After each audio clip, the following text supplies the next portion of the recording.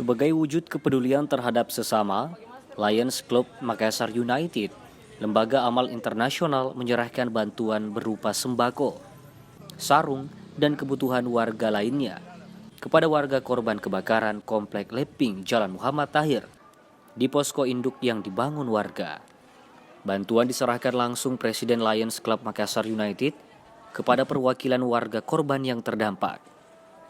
Humas Lions Club Makassar United Triwijaya mengatakan, pasca kebakaran ini tentunya pihaknya respon cepat untuk menyalurkan bantuan kepada warga korban kebakaran agar dapat bermanfaat untuk meringankan beban mereka, seperti paket sembako, sarung, dan kebutuhan lainnya untuk warga.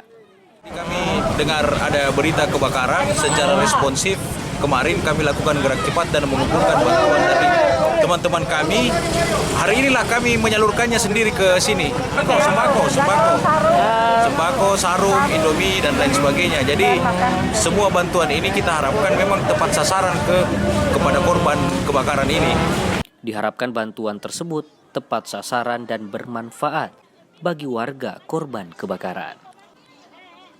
Tim Liputan, Celebes TV.